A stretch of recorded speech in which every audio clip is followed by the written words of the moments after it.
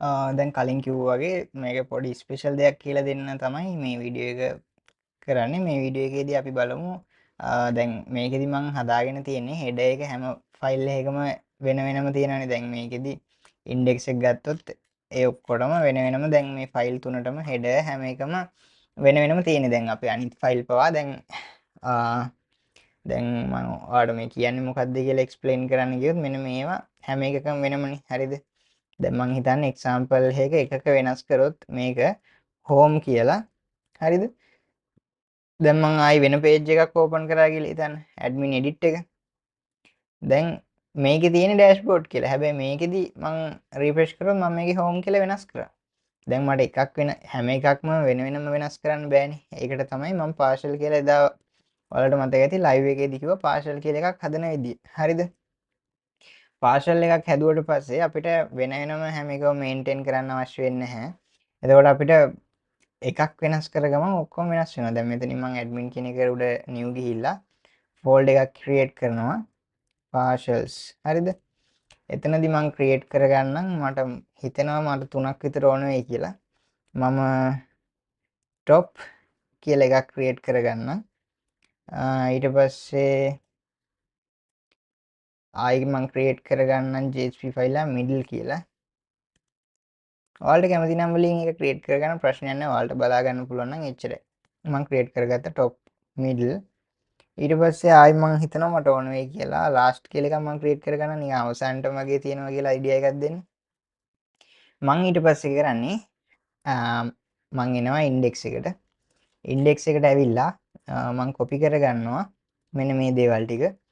මම මේකේ කොපි කරගන්නවා ටයිටල් එකට එනකන් ටික. හරිද? ටයිටල් එකට එනකන් ටික කට් කරගන්නවා. දැන් ටයිටල් එකට එනකන් ටික තුනේම සමානයිනේ. හරිද? ඊටු ටිකනේ වෙනස් වෙන්නේ. දැන් ටයිටල් එක එක එකට වෙනස් වෙන්න ඕන. මම ඒක දාගන්නවා টොප් එකට. හරිද? අපි අර මට අමතක වුණා එක දෙයක්. අපි ඉන්ඩෙක්ස් එකේදී මෙන්න මේක අනිවාර්යෙන් තියෙන්න ඕන. හරිද? ඊටු ටික විතරයි කට් කරගන්නේ. මේ ටිකට එනකන් ටික කට් කරගන්නවා. හරි. ඔයාලට පේනවාද දැන් ටයිටල් එක තමයි මුලින්ම පටන් ගන්න මේකට අමතරව. ඊට පස්සේ මම මේකේ මට අනවශ්‍ය ටික අයින් කරගන්න. මොකද දැන් මේකේ ෆයිල් එන ගොඩක් ඕපන් වෙලා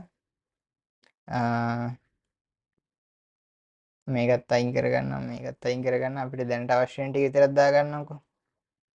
টොප් කියන එකට මං එනවා. හරිද? টොප් කියන එකට ඇවිල්ලා මේකෙත් අර උඩ ලින්ක් එක හැම එකම ඒක තියෙන්න අරින්න. ඒක වෙනස් කරන්න යන්න එපා. ඊටු ටික මම මේ විදිහට පේස්ට් කරනවා. টොප් කියන එක සේව් කරගන්නවා දැන්. හරිද?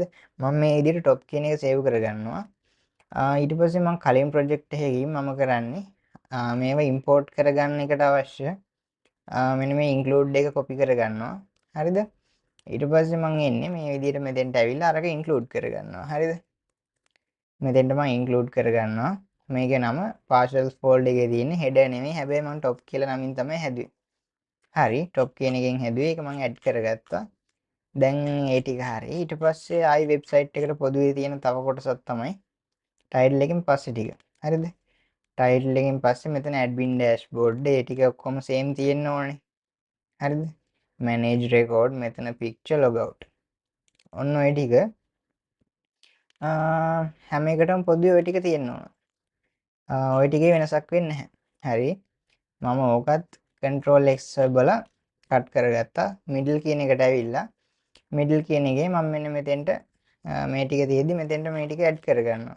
හරිද? ඒකත් ඔන්න සේව් කරගත්තා. මේකත් හරි, top එකත් හරි, middle එකත් හරි. දැන් මට middle එක ඇඩ් කරගන්න ඕන.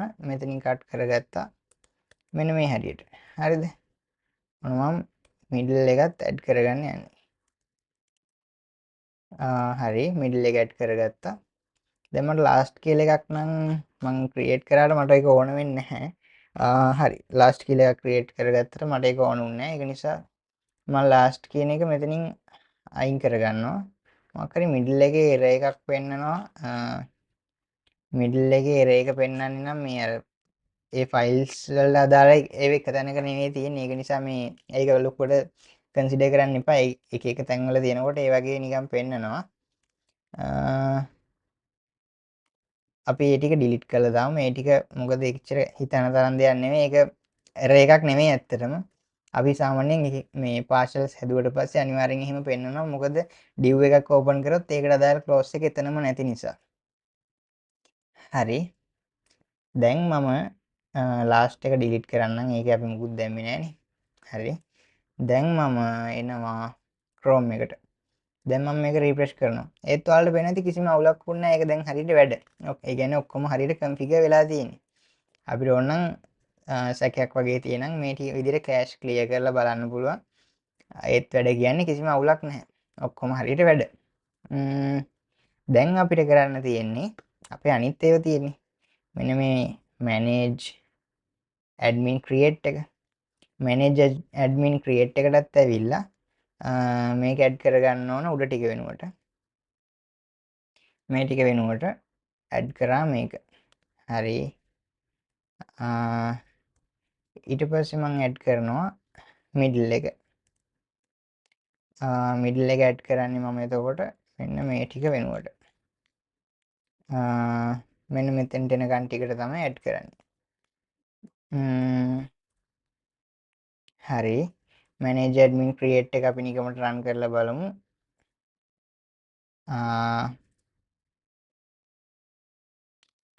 log out එකත් එක්කම remove කරන්න ඕන මට ඒක අමතක වුණා. දැන් හරි. ඒ ටික දැන් හරි. දැන් කිසිම ප්‍රශ්නයක් නැහැ. ඊට පස්සේ අපි ඕකම කරන්න ඕන edit එකට. edit එකට මායි මම අමුතුවෙන් කියලා වෙනස් කරන්න දෙයක් නැහැ. මොකද edit එකෙත් ඔය කෝඩ් එකමයි තියෙන්නේ. ඒක නිසා මේකම copy paste කරලා උතෙන්ට add කරා. ඊට පස්සේ අපි මෙතන edit එකත් බලමු. හරි. edit එකෙත් දැන් අවුලක් නැහැ. ඒ ටික ඔක්කොම හරි. ඊට පස්සේ මම මෙතන කලින් සැරේ වෙනස් කරපු එක ආයි දැන් හදන්න වෙනවා. මම මෙතන copy paste කරපු නිසා. මෙතන උඩ title එකත් වෙනස් කරන්න වෙනවා. edit admin details.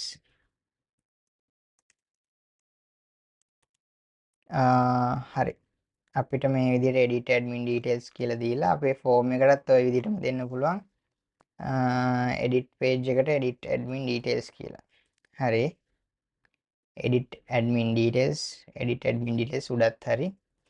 ඊට පස්සේ අපිට කරන්න තියෙන්නේ මෙතන අපි එන්න ඕන පාර්සල් එකේ අපි top එක ඔය ටික middle එකේ අපි හදන්න ඕන dashboard නෙමෙයි මෙතන manage admins.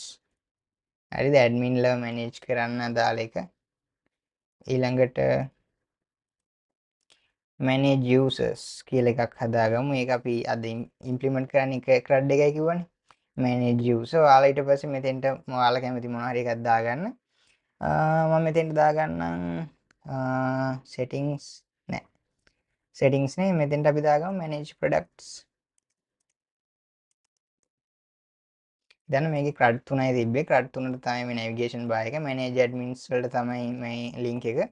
මම manage admins එකට දාලා link එක හරියට දාන්න. අපි මෙතෙන්ට එතකොට දාන්න ඕන admin කියලා. බලමු මේක refresh කරලා link එක හරියද කියලා. sorry admin නෙවෙයි. මෙතෙන් දාන්න ඕන නිකම්ම දාලා බලමු අපි හරිද කියලා. නැහැ. එතකොට හරියට වැඩ කරන්නේ නැහැ. අපි බලමු මෙහෙම දාලා. හරි. ඒත් නැහැ. අපි දාන්න ඕන admin.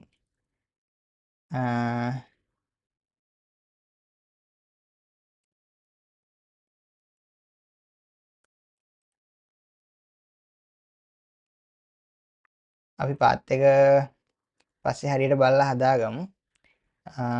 අපි පාත් එක හදාගන්න ලේසි. අපි කෙලින්ම admin එකට ගියා නම් admin එකේ එද්දි හරි admin කියලා දුන්නොත් පාත් එක එතන ඒ විදිහටම තියෙනවා. හරි.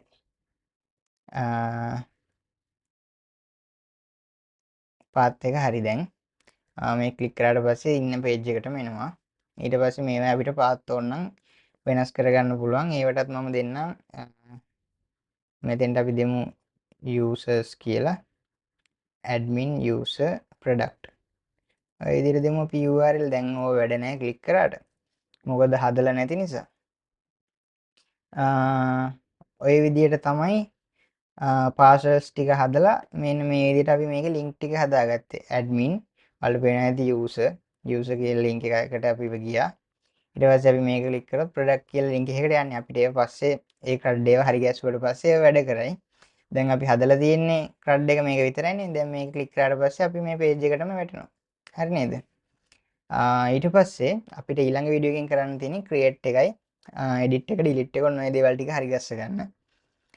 ඔය දේවල් ටික හැදුවට පස්සේ අපේ ක්‍රඩ් එක සම්පූර්ණයෙන්ම කම්ප්ලීට්. අපි තව වීඩියෝ 2-3ක් වගේ ඇතුළත ඒ ටික කම්ප්ලීට් කරමු. හරි එහෙනම් අපි ඊළඟ වීඩියෝ එකකින් හම්බ වෙමු.